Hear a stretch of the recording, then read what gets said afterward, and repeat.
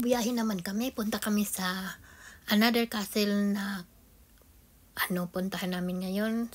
Linggo ngayon ay punta naman kaming castle. So, yan, ito na. Dumating na kami dito. Yan, pero pagdating namin ay ulan. Malamig, mahangin. Sarado so, yung man. suot namin talaga hindi pang pang summer yung suot namin. Hindi Ano pang oras daw? panlamig. So, nilamig talaga kami dito. Yung asawa ko na paulan. So, dito kami sa gate, sa castle. Na tinignan namin may bayad kapag pumasok ka. Yan.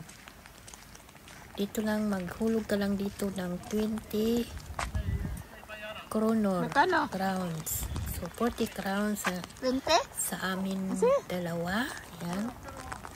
So, para makapasok doon, tumingin sa castle nila. Sa labas lang. Dito lang sa labas. Hindi sa loob ng castle. Sa labas lang kasi may tumira doon. Yan. Ang ganda-gandang castle nila dito. Pero kaso lang, pagpunta namin dito, bad trip talaga.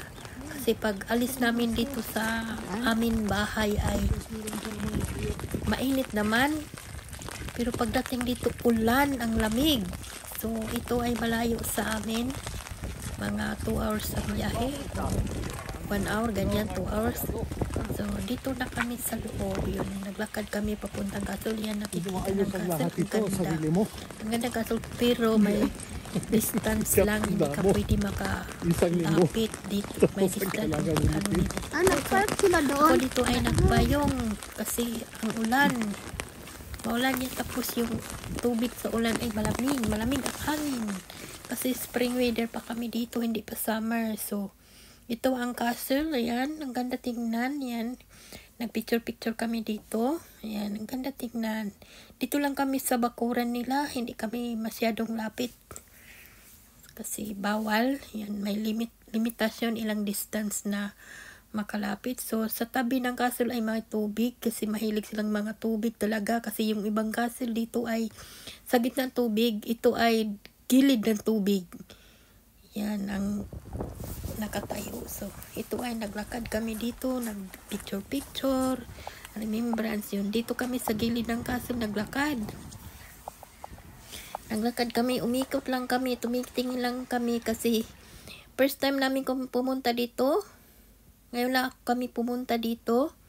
Yan, daming puntahan naming castle pero first time kami pumunta dito. So, dito kami sa gilid naglakad-lakad. Pero sa summer ito ay maganda kasi maraming pumunta dito at mga kahoy ay magkaroon ng dahon.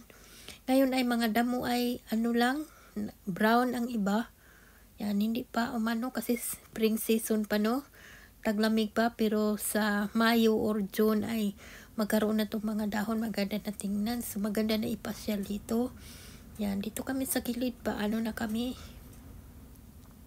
Sa gilid-gilid lang kami. Pero sa gilid ng castle ay tubig. Yung lake ba? Parang ilog. So, dito kami sa harap. Hindi kami sa likod. Kasi malamig talaga. Mahangin. Mahangin talaga. So, ito. Punta kami doon. Kasi maano din kami. Yung asawa ko ay gusto niyang kumakain. Hanap din kami ng makain namin. So, ito ay ang ganda tingnan dito sa castle. Oh. Malaki ito. In person maganda ito talaga.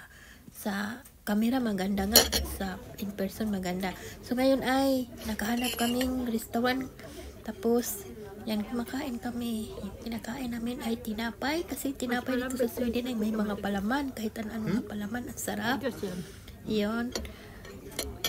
Ang aming kinakain. Yung asawa ko ay kumakain din. Nagkapi ako ay kinakain ko ay tinapay at saka partner na ko ay juice. Ayan. Ito masarap. Kahit malamig kumakain ako. Malamig to ang kinakain ko. Hindi mainit yung soft drinks ko ay malamig din. Lalo akong lumalamig. Galing kami sa lamig. Naku, umuulan dito. Sa pinuntahan namin ang hangin. Expect namin ay magandang panahon pero hindi naman maganda ang panahon. So, uwi na kami guys. Tapos namin. Yan, bye-bye sa inyo.